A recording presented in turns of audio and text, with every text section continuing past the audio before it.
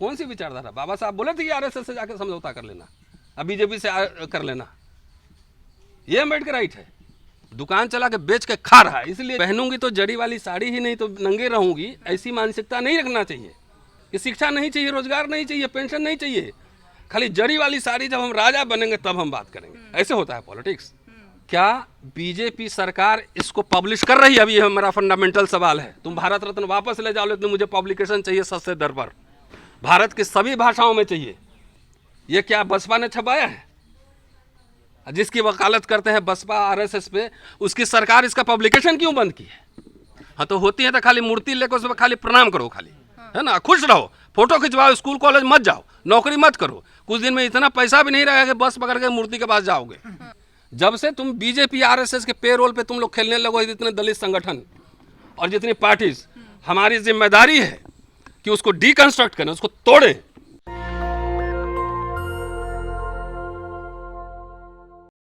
ये जो मुस्कान है आपके चेहरे पे कांग्रेस ज्वाइन करने के बाद, पहले तो ये विचार कब आया? आपने बिना विचार किए, बिना एक लंबा मंथन किए तो ये फैसला लिया नहीं होगा। तो क्या वो फैसला था, क्या वो कारण रहे कि आपको लगा कि अब समय है कांग्रेस का दामन थामने का? नहीं, मैं अपॉलिटिकल तो नहीं हूँ, न्यूट्रल भी नहीं हूँ, बिल्कुल नहीं, पॉलिटिकल आदमी हूँ। मेरी एक पॉलिटिकल समझ है हमेशा। तो 10 सालों से लगातार हम लोग लड़ ही रहे हैं, कोई नई बात है नहीं। तो नौकरी चोरी, वजीफा चोरी, सब चोरी ही चल रहा है ना। और साथ पिछले 10 वर्षों में वही पब्लिक इंस्टीट्यूशन सब बेचे गए हैं जो कि पिछले 60 सालों में बने थे। तो हम लोग लड़ ही रहे थे, रोस्टर की लड़ाई भी लड़े, तमाम कैसे दलित को, बैकवर्ड्स को, माइनॉरिटीज़ को इंस्टीट्यूशन से कैसे बाहर करना, यही काम चल रहा है खाली।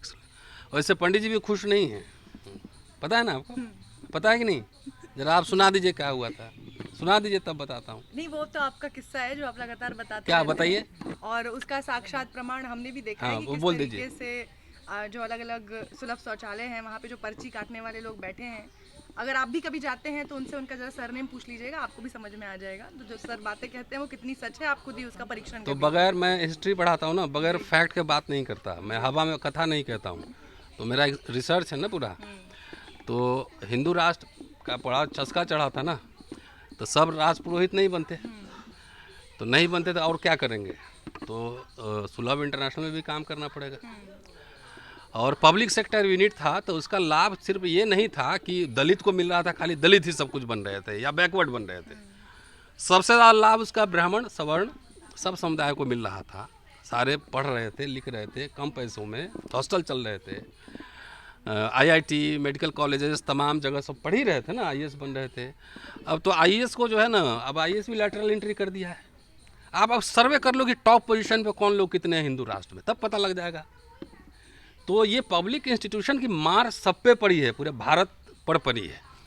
लेकिन हम सवाल उठाते हैं तो अब तो खैर मेरे वॉल पे आप देखिएगा तब ब्राह्मण लोग को भी समझ में आने लगा है कि जिन, या सवर्ण लोगों को भी समझ में आने लगा है कि जिन संस्थाओं से हम बने थे, जिसका लाभ, पेंशन भी लिए थे, नौकरी भी लिए थे, पढ़े भी थे, पंडित अटल बिहारी वाजपेयी ने उसको ध्वस्त करने की शुरुआत कर दी।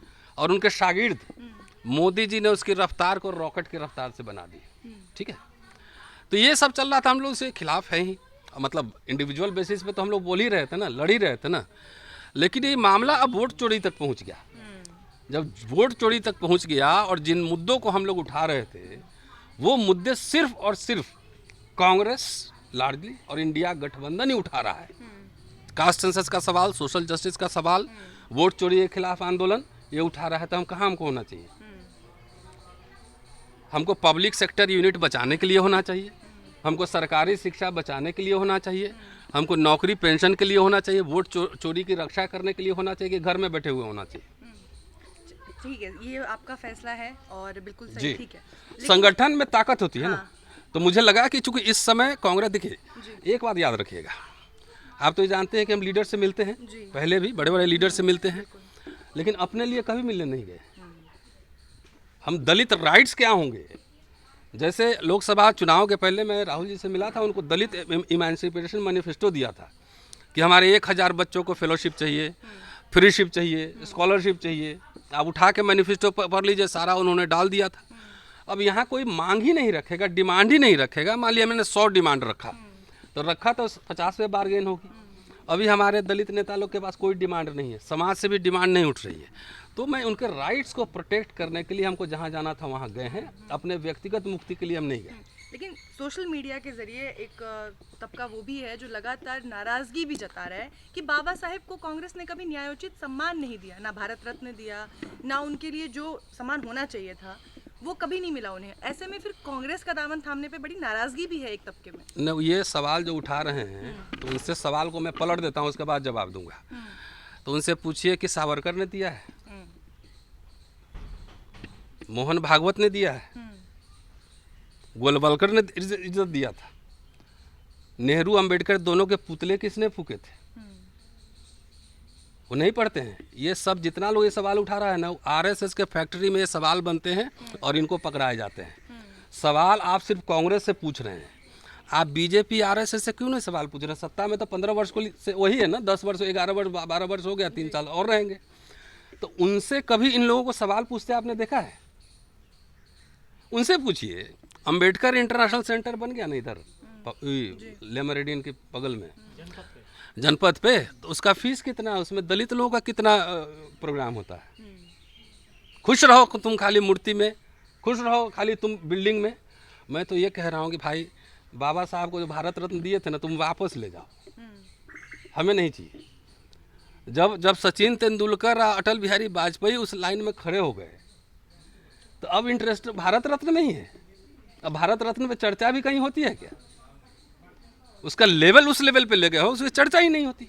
मैं कहता हूँ उससे ज़्यादा बड़ा जो है ना काम कांग्रेस ने पहले ही कर दिया था।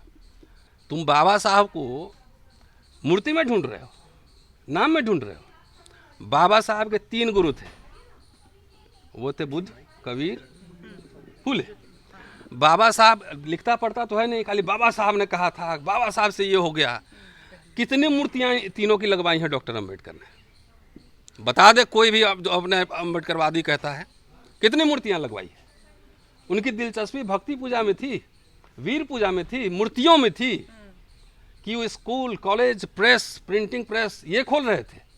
चंदा मांग रहे थे ना, गोल में सम्मेलन में गए तो नवाबों और राजाओं से लिए ना 1345 पाउंड। हैदराबाद के निजाम से ज़मीन लिए ना, शिक्षा मंत्री सरदार जोगिंदर सिंह से 6 लाख रुपए लिए ना कुल लोन। हैदराबाद के निजाम से 12 लाख इंटरेस्ट फ्री लोन लिए ना, किस लिए? कि मूर्ति बनाने के लिए लिए थे। क्योंकि ये बाबा देखो, इसलिए लीडरशिप जब तक यूनिवर्सिटी से नहीं आएंगे ना, तब तक ऐसे ही लोगों के पास लीडरशिप रहेगा जो खाली सिंबोलिज्म करके मुझे बना दो। वो कहाँ पढ़े? तो उनके चौथे गुरु जो थे, जिनके वाकई उनके क्लास में बैठे थे, वो जॉन डेवी थे, जहाँ से उन्होंने प्रैग्मेटिज्म सीखा था। कितने लोगों को ये वर्ड नाम पता है जो दलित के नाम पे पॉलिटिक्स करते हैं अंबेडकर के नाम पे? उनसे पूछिए कि अंबेडकर के कितने राइटिंग स्पीच, कितने वॉल्यूम पढ़े हो? जॉन डेवी का नाम सुना भी है, जिन्हें क्लास में बैठ के उन्होंने शिक्षा ली थी। तो बाबा साहब बोले थे कि हम पीएम बनेंगे, बाबा साहब बोले हमको भारत रत्न दो, वो तो मंत्री पद ठुकरा दिए। और यहाँ बाबा साहब के नाम लेकर लोग मोबिलाइज कहते हैं और कहते हैं कि मुझे खाली मंत्री बना दो, बाकी समाज जाए भाड़ में। वही हुआ ही है। जो भी 40, 50, 60 साल में जो मिला था दलितों को, पढ़ाई लिखाई नौकरी सब कुछ, वो सब कहाँ गया? खत्म हो रहा है ना। कोई आंदोलन है, नेता कोई बोल रहा है, ट्विटर पे उपदेश दे रहा है, सड़क पे कोई उतर रहा है। रोस्टर की आंदोलन हुई, भारत बंद हुए 2 अप्रैल 18 को, 5 मार्च 2019 को रोस्टर के सवाल पे, जिसमें हजारों 10 हजार बच्चे प्रोफेसर बनेंगे। कौन नेता जो अम्बेडकरवादी जो सड़क पे उतर के लड़ा था? हम ही लोग लड़ रहे थे ना, अपने लिए लड़ रहे थे। उसकी कीमत हम लोगों ने चुकाई, केस मुकदमा झेलना है, तमाम तरह के व्यक्तिगत झेलने हैं। कोई समाज ने मुझे चाय पिलाया, उसके लिए बिरयानी खिलाया, कोई खीर खिलाया। तो ये बात नहीं समझ में आ रही है। तो जहाँ पे थे जो बार बार ये बात कह रहे हैं, मेरा तो कुछ ना होना है, मेरा तो हूँ यहाँ पढ़ाता हूँ, बेटे बेटे मेरे विदेश चले जाएंगे पढ़ने, सरकारी नौकरी खत्म, शिक्षा खत्म, सब खत्म। तो जहाँ प्रकृति से आए थे, पेड़ के नीचे खटिया लगा के सोते थे, और अभी सरकारी नौकरी कर करके देखिए साहब का पेट निकल गया, बीपी शुगर भी बढ़ गया होगा। तो आरएसएस बीजेपी ने तबीयत से इंतजाम कर दिया है कि इसको वहीं भेज दो, खेत में काम करेगा तो थोड़ा पसीना निकलेगा तो बीपी शुगर ठीक हो जाएगा। नंबर 1। नंबर 2, इस दलित मिडिल क्लास के फॉर्मेशन से एक बात नोट कीजिएगा। आप आई हैं मेरे बारे में, आप घर में जाके जो सोचे, यहाँ आके हमको नमस्ते करते हैं कि नहीं करते हैं? जी करते हैं ना। गांव में भी जब थानेदार जाता है, चाहे एसडीओ डीएम जाता है, तो पंडित भूमिहार कोई भी समाज का आदमी नमस्ते करता है ना। जब नौकरी नहीं रहेगा तो नमस्ते करेगा। तो दलितों को नमस्ते करने वाला क्लास भी 10 साल में ख़त्म होने वाला है, समझ गए। तो ये बात अगर नहीं आंख से खुल रही है, क्या कांग्रेस ज्वाइन करने के बाद मेरे तेवर में कमी है कोई? हम व्यक्तिगत मुक्ति के लिए गए हैं कि हमको मंत्री बनना है। तो फिर सर जरूरत क्या थी? एक मिनट, तो आपके अभी भी सख्त है, पहले भी थे। हाँ नहीं, अभी भी और भी रहेंगे, इससे ज़्यादा एग्रेसिव होऊंगा। जब आप रूलिंग एलिट से, पॉलिटिकल पार्टी से, आप क्लास से जब डायलॉग नहीं करोगे, कम्युनिकेशन नहीं करोगे, उस पर दबाव नहीं बनाओगे, तो आपको अधिकार घर में आकर मुंह में बिरयानी खिलाएगा। बाबा साहब पढ़ा हूँ तो बाबा साहब का बिगड़ा चला, वो भी मेमोरेंडम लिखते थे, कम्युनिकेशन करते थे, पॉलिटिकल पार्टी पे दबाव बनाते थे, तभी नहीं ये राइट्स में। ये लोग लड़के कहाँ लाए? लोग लड़के तो सब बर्बाद कर दिया। एक भी नेशनल पॉलिसी इन लोगों ने बनवा दिया हो, एक भी? खाली मैं दलित पे फोकस रख रहा हूँ, तो मुझे बताओ और मैं नौकरी रिजाइन कर दूंगा। बोलो, एक नेशनल पॉलिसी। हम लोग तो दावे के साथ कह सकते हैं कि सरकार को झुकाए थे रोस्टर के सवाल पर। यूनिवर्सिटी से ही निकला आंदोलन था ना, किसी से चंदा भी नहीं लिए थे, किसी का खाना भी नहीं खाए थे, अपने जेब से लाखों रुपए खर्च हुए थे। जो भी कवर कर रहे होंगे याद होगा, जिस समय शरद यादव आ रहे थे, जिग्नेश मेवानी आ रहे थे, तमाम लोग, हम लोग यूनिवर्सिटी से लेकर और कहाँ संसद मार्ग तक जो है घूमते थे सारे। कभी पटना जा रहे हैं अपना टिकट कटा के फ्लाइट से, कभी लखनऊ जा रहे हैं। तो इस समाज हमको दिया था क्या? लेकिन हमें लड़ना है। मुझे पता है कि इस समाज अगर हम नहीं बोले, हम नहीं समझाएं, तो इस समाज का क्या हालत होने वाला है। वो नमस्ते करने वाला क्लास भी जाएगा, और बीपी शुगर तो ठीक होना है तो होना ही। लेकिन सर कुछ चीज़ों में आप कांग्रेस की सहमति से खिलाफ हैं, तो फिर उन्होंने तो क्लैश हो जाएगा सर। जैसे वर्गीकरण, कांग्रेस समर्थन कर रही है, आप भाई मेरा व्यक्तिगत ओपिनियन तो रह सकता है ना। अब आइए, आप कह रहे हैं ना बहुत लोग नाराज हैं, तो नाराज कौन लोग हैं? नहीं, फिर तो पार्टी के लाइन के खिलाफ हो अरे अभी मैं तो ज्वाइन किया हूँ ना, अभी तो आने तो दो, समय तो आने दो। अभी सारा हम कोई प्रवक्ता नहीं है, हम कोई राष्ट्रीय कोई ऑफिस बेयरर नहीं है। I am just simple member, I have just joined the party. बड़ा चेहरा तो नहीं, बड़ा चेहरा तो चेहरे का जब इस्तेमाल होगा उस समय पोजिशनिंग करेंगे। एक पार्टी में वामपंथी भी हो सकते हैं, दक्षिणपंथी भी हो सकते हैं, सेंट्रिस्ट भी हो सकते हैं ना।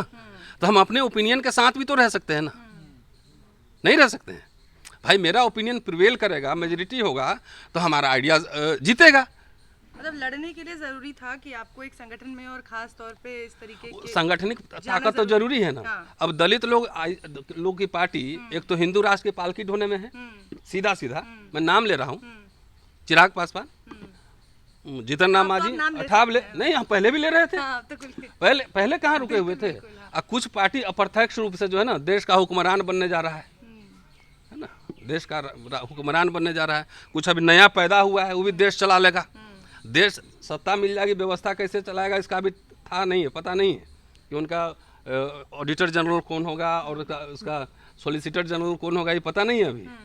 लेकिन एकदम हुक्मरान बनना है भाई। जो मिडिल क्लास, जिसका मिडिल क्लास नहीं होता है, जिसकी बुर्जुआजी नहीं होती है, जिसका थिंक टैंक नहीं हो सकता है, वो कभी रूलिंग एलिट नहीं बन सकता है। ये बेसिक बात नहीं समझ में आ रही। इसीलिए बाबा साहब जो बार बार फोकस है, कोई पढ़ता उड़ता तो है नहीं। 1919 साउथ बोरो कमेटी मेमोरेंडम, साइमन कमीशन, और आजा 1942 में ग्रीवेंसेस ऑफ शेड्यूल कास्ट। उसमें पूरा डेटा दे रहे हैं कि 1056 ICS में से, ICS मतलब आज का IAS ऑफिसर, एक शेड्यूल कास्ट है। और CPDWD में जितने ठेकेदार हैं उसमें से एक शेड्यूल कास्ट है। तो बार बार कहने कि शिक्षा और रोजगार हमारे समाज के लिए जीवन और मरण का प्रश्न है। ये नहीं पढ़ा है? शेड्यूल कास्ट मैनिफेस्टो में लिख रहे हैं कि RSS और हिंदू महासभा से हमारा कोई समझौता नहीं होगा। ये नहीं पढ़ा है? शिक्षा रोजगार उनके लिए सबसे इंपॉर्टेंट था। ये बाबा साहब मंत्री परिषद ठुकरा दिए ना, मंत्री बने रहना चाहते। किन इशू पे ठुकराए थे? 4 इशूज था, जिसमें से एक OBC रिजर्वेशन का कमीशन का भी मसला था। तो ये सब नहीं है, कुछ नहीं है। शिक्षा रोजगार नहीं। हम जब राजा बन जाएंगे, ऐसे नहीं होता है, दुनिया के इतिहास में कहीं नहीं हुआ है। It is a continuous process, continuous change. Demand Baba Saheb ही कह रहे हैं ना कि हमने 3 तरह के डिमांड मांगे थे।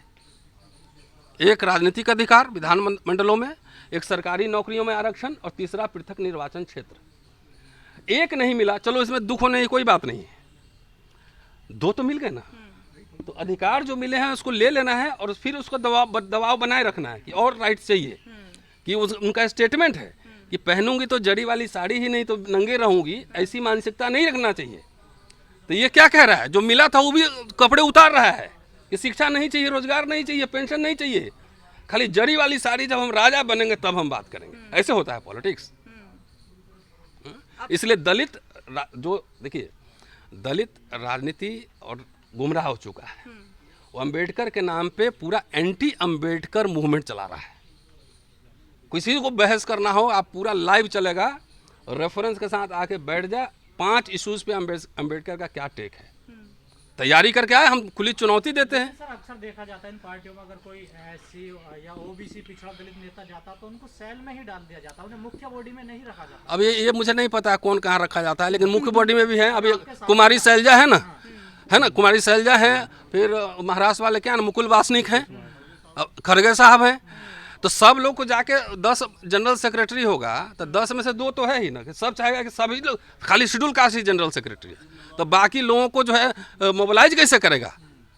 आप सेल को भी एक्टिव कीजिए ना, लोगों को समझाइए कि भाई हमारे बीमा, रोजगार, नौकरी सब जा रहा है, सब लोग MP MLA थोड़ी बन सकता है। लेकिन सर बात अगर संगठन की थी तो बाबा साहेब की विचारधारा पे चलने वाली बहुत सारी पार्टियां हैं। कहाँ विचारधारा पे चलने वाली है, बताओ ना मुझे, नाम बताओ।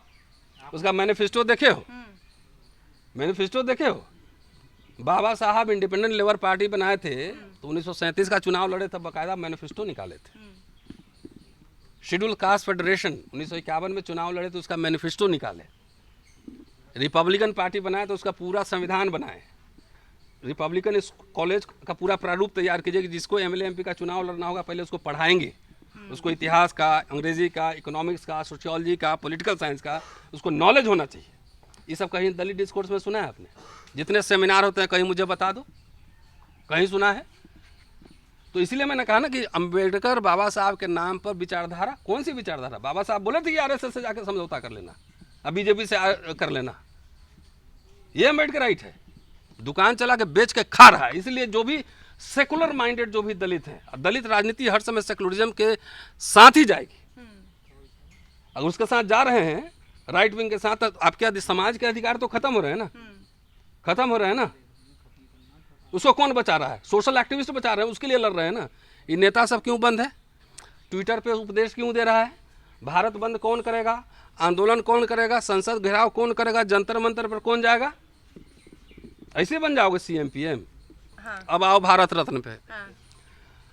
आजकल बाबा साहब की मूर्ति उनके नाम पे बिल्डिंग बनाने का बहुत चलन है, ठीक है जी। जो लोग ये सवाल उठा रहे हैं, बाबा साहब के लिए कोई इंटरेस्ट नहीं था भारत रत्न, वो ये PM का पोजीशन, कुछ नहीं, he was not interested even. Baba Saheb का सबसे महत्वपूर्ण चीज क्या है, पहले ये बताओ मुझे, क्या है? उनकी शिक्षा, उनका संघर्ष, राइटिंग स्पीचेस। जी। अगर वो छपता नहीं, ये तो पढ़ता नहीं है ना, जो नेता सब दलित नेता वो कुछ नहीं पढ़ता है, वो छपता नहीं, तो अंबेडकर साहब पे जो डिबेट्स चल रहे हैं पूरे इंटरनेशनल लेवल पे, वो हवा में चलते, हवा में चलते क्या? ये अंबेडकर का राइटिंग एंड स्पीचेस किसने छपवाया है? देख लो ना, किसने छपवाया है? अंबेडकर फाउंडेशन से। ये महाराष्ट्र से छपी थी, उसके बाद सेंट्रल गवर्नमेंट ने छापा ना। कांग्रेस सरकार कौन चला रहा था? Kamal Kishore Kadam, education minister and president of doctor Ambedkar source material publication Bombay, Bombay से छपा था। अभी भी काम चल रहा है वहाँ पे, पता है आपको? क्या BJP सरकार इसको पब्लिश कर रही है? अभी ये मेरा फंडामेंटल सवाल है। तुम भारत रत्न वापस ले जाओ, लेकिन मुझे पब्लिकेशन चाहिए सस्ते दर पर, भारत की सभी भाषाओं में चाहिए, कि अंबेडकर के राइटिंग स्पीचेस को लोग पढ़ें। ये सबसे बड़ा काम था कि ये छपा, नहीं तो बाबा साहब के राइटिंग एंड स्पीचेज इतने स्कैटर्ड थे, संदूक में बंद थे, कहाँ बंद थे, सब क्षीण होते जा रहे थे। ये क्या बसपा ने छपाया है? जिसकी वकालत करते हैं बसपा RSS पे, उसकी सरकार इसका पब्लिकेशन क्यों बंद की है? ये तो कांग्रेस पार्टी, मैं कह रहा हूँ, इसको जो है ना पब्लिसाइज नहीं करती है कि देखिए बाबा साहब के ये मैंने किया, किताब छापे, हमारे विरोधी थे, हमसे लड़े, लेकिन तब भी एक मल्टीलिंगुअल स्कॉलर थे, हमने किताब उनकी राइटिंग एंड स्पीचेस छापी, जो कि RSS BJP गवर्नमेंट उसको बंद कर रही है, नहीं छाप रही है। कहाँ छाप रही है बताओ मुझे? सवाल ये मेरा है। भारत सिंबोलिज्म में हम नहीं रहते हैं ना, ये मूर्ति बना दो और भवन का नाम रख दो और ये कर दो वो कर दो, विचार को गायब कर दो। ये विचार नहीं रहता तो कोई पढ़ पाता है इसको दुनिया भर में? वो तो अब ऑनलाइन भी आ गया ना। मूर्ति प्रतीक तो होती है ना। हाँ तो होती है, तो खाली मूर्ति लेकर उसमें खाली प्रणाम करो खाली, है ना, खुश रहो, फोटो खिंचवाओ, स्कूल कॉलेज मत जाओ, नौकरी मत करो। कुछ दिन में इतना पैसा भी नहीं रहेगा कि बस पकड़ के मूर्ति के पास जाओगे, वहाँ भी टिकट लगा देगा 100 रुपया का। दो लेकिन मूर्ति में ढूंढ रहे हो अम्बेडकर को, अम्बेडकर यहाँ है, यहाँ है। आप सब दलितों को कांग्रेस की तरफ आ जाना चाहिए आपकी नजर में? देखिए किसको कहाँ जाना चाहिए, हम तो कोई चौधरी है नहीं, और आप ही लोग कहते हैं हम तो कोई नेता है नहीं, मेरा कोई मास बेस है नहीं, हैं, हम तो सोशल मीडिया के लीडर हैं, हवा हवाई हैं, हम इंटेलेक्चुअल भी नहीं है ना, हम इंटेलेक्चुअल भी नहीं। आप जैसे लोग यही कहते हैं ना कि इंटेलेक्चुअल भी नहीं है। तो भाई एक बार बताओ, जब हम न लीडर हैं न इंटेलेक्चुअल हैं, तो हमारे से तुम्हारे पेट में इतना मरोड़ क्यों उठ रहा है? इसका तुम डर इतना क्यों रहे हो? हमारे कहने से कोई वोट भी नहीं ट्रांसफर होगा, यही कह रहे हो ना, कुछ फर्क नहीं पड़ता है। तो ये मरोड़ जो उठ रहा है ना, वो मरोड़ हम समझ रहे हैं, हम कुछ नहीं है तो चिल्ला क्यों रहे हो? देखा कई सोशल मीडिया वाले चिल्ला रहे हैं, ये हो गया, नाराज हो गया, ये गद्दार है, तो ये है, तो गद्दार कैसे है? तुम्हारे एक मिनट, तुम्हारे यहाँ खाना खाए थे, खिलाया है कि मेरे यहाँ खाता है? पहले ये बताओ। चाय पिलाए हो, चंदा लिए हैं, वोट लिए हैं, तुम्हारे पार्टी में थे? जब से तुम बीजेपी आरएसएस के पेरोल पे तुम लोग खेलने लगो, जितने दलित संगठन और जितनी पार्टीज, हमारी जिम्मेदारी है कि उसको डिकंस्ट्रक्ट करें, उसको तोड़ें। बाबा साहब कभी नहीं बोल रहे हैं कि राइट विंग के साथ जाना है, उससे पैसा ले रहा है, चुपचाप घर में बैठे हुए हो। ये सब 10 साल से कोई आरएसएस बीजेपी के खिलाफ नहीं बोल रहा है, खाली किसको बोल रहा है? हम जैसे लोग जो सवाल उठाएंगे, नहीं तो कांग्रेस ही हमारा सबसे बड़ा दुश्मन है। तो बीजेपी तुम्हारा मित्र है ना, तो जाओ उसी के पास रहो। हम समाज के लिए लड़ना है, नेता सबसे कोई इंटरेस्ट नहीं है। मुझे पता है हमारे घर पे 2 बच्चियाँ आई थी शाहजहाँपुर से, दोनों ओबीसी थी, कोई उसको फ्री में हॉस्टल में रह के पढ़ा रहा है, 7,000 रुपया यहाँ फीस लगना है हॉस्टल का, 7,000 रुपया उसके पास नहीं है, दे सकते हो? हैं, हवाबाजी, हम मूर्ति बना रहे, ये बना रहे, कोई एजेंडा नहीं, कोई मैनिफेस्टो नहीं। तुम्हारा किसी का खाया है कुछ? हैं, किससे हमने कहा कि दलित जो कह रहा है उससे पूछो, हमको मर्सिडीज दिया था क्या? हमको बंगला खरीद के दिया है कि धोखा दे दिए? धोखा तो तुम लोग दे रहे हो कि तुम लोग बाबा साहब के नाम पे लेकर टिकट बेचने के समय पैसा मांगते हो, जहाँ जाते हो चंदा हुआ ही करते हो, 1-1 रुपया का हिसाब भी नहीं देते हो। बाबा साहब 1-1 पाई का हिसाब देते थे। तो गद्दार तो ये लोग हैं कि जो बाबा साहब के नाम पे अपनी दुकान चला रहे हैं, पैसा भी ले रहे हैं, चंदा भी ले रहे हैं, दबा के खा भी रहे हैं, और अपने आप को सब बीजेपी आरएसएस के हाथ में बेच भी रहे हैं, वहाँ से भी माल ले रहे हैं। आप लोग भी कहते थे कि कांग्रेस आरएसएस की माँ है। किसने? अच्छा, कांग्रेस आरएसएस की माँ है। अच्छा, तो कांग्रेस को तो सीधे मनुस्मृति ही लगा देना चाहिए था, संविधान बनाने की क्या जरूरत थी? तो फिर आरएसएस को तो पुतला नहीं फूंकना चाहिए था नेहरू अम्बेडकर का, हैं? अच्छा, आरएसएस और बीजेपी ने मिल के सरकार बनाई है, हैं? तो जो मिल के बनाया होगा वो क्या है? जो आरएसएस बीजेपी से मिल के बनाया, कौन किसका संतान है, वो जायज है कि क्या है, ये आप पता करो। तो आप ही कहते हैं समय के साथ समझौता करना तो चाहिए, समझौता आप भी करते थे। नहीं, प्रिंसिपल स्टैंड कुछ रहना चाहिए, फंडामेंटल। बाबा साहब ने सीधा लिख दिया है कि जनसंघ से और हिंदू महासभा आरएसएस समझौता नहीं होगा, हिंदू राष्ट्र अभिशाप है। तो ये चवन्नी वाला क्या है फिर? ये कौन चवन्नी वाला? चवन्नी का भी मेंबर बनना बाबा साहब ने नहीं नहीं, ऐसा है ना, तो वो जलता हुआ घर है तो सबका एक संदर्भ है ना। लेकिन ये भी बोल रहे हैं 1948 में जाकर वही पढ़ लो कि हम कांग्रेस में समझौता करना पड़ता है। कई बार हम कांग्रेस में इसलिए आए कि मेरे सामने अंधेरा था कि मेरे अनुसूचित जातियों का क्या होगा, तो उनके हितों की रक्षा करने के लिए मैंने समझौता किया। वो किसके रक्षा के लिए? पहले ये बताओ। अपने समाज के हितों की रक्षा के लिए मंत्री बनने या सीएम पीएम बनने के लिए नहीं गए थे, तब वो कांग्रेस सरकार में शामिल हुए थे। एक मिनट। उसके बाद जब पाकिस्तान बट गया तो उनका मेंबरशिप चला गया, तब बम्बे से उनको राज्यसभा में लाके संविधान सभा में रखा गया ना। उनको हटा देता उस समय तक कहाँ रिजर्वेशन है, कौन सा राइट्स, क्या होता? तुम लोग जो कह रहे हो समझौता कर रहे हो, तो समाज के हित की रक्षा के लिए कर रहे हो कि अपने लिए कर रहे हो कि हम जेल न जा पाए, हमारे पैसा पे कोई नजर ना डाले? दोनों में ये अंतर है। शुक्रिया। लेकिन सर अब तो आपके पास ऑप्शन है ना, क्या? बीएसपी को भी आपने एक बार भी अपने उसमें नहीं रखा, लिस्ट में नहीं रखा। अरे जो बीजेपी के साथ रहेगा उसके साथ मैं कैसे जाऊंगा? अच्छा, पार्टी है सर, देखिए आपके छोटे भाई हैं। नहीं, कोई बात नहीं है, वो भी हनुमान बन के घूम रहा है ना। आपके पास नहीं था ऑप्शन, लेकिन आपके पास तो ऑप्शन है। नहीं भाई, जितने जात के पार्टी बनाओगे उतना बीजेपी आरएसएस को मजबूत कर रहे हो। अभी जितने आंदोलन हुए विपक्ष के, एक मिनट, अभी 2 ही ऑप्शन है, इंडिया, तीसरा मोर्चा नहीं है। यस नो जी नहीं है ना, तो या तो आप इधर रहोगे मुद्दों पर या उधर रहोगे। लेकिन आप जैसे लोग ही तो मजबूत करेंगे ना सर तीसरे मोर्चे को। कहाँ तीसरा मोर्चा? हम कोई आम एक्टिविस्ट हैं भाई। I am not a leader, I am not a member of parliament. आप तो बन गए ना सर, कहाँ मेंबर ऑफ पार्लियामेंट बन अब गए? तो आप लीडर बन गए ना। अरे ऐसा थोड़ी है, अब तो हम ऐसा नहीं है। जात जात की पार्टियां जितनी बनेगी आरएसएस बीजेपी उतना ही मजबूत होगा। इसलिए दलित भाइयों, पहले दलितों को मैं कह रहा हूँ, चुपचाप जो है जहाँ नौकरी शिक्षा की बात हो उधर ही वोट देना, बाकी लोगों के चक्कर में, जात पात के चक्कर। नेशनल दस्तक की आपसे गुजारिश है कि अगर इसको बचाना चाहते हैं तो नेशनल दस्तक को सब्सक्राइब करने के लिए रेड कलर के सब्सक्राइब बटन को दबाएं, फिर बेल आइकन की घंटी दबाएं। नेशनल दस्तक को बचाने के लिए बहुत जरूरी है कि हर खबर को शेयर करें, लाइक करें, कमेंट जरूर करें।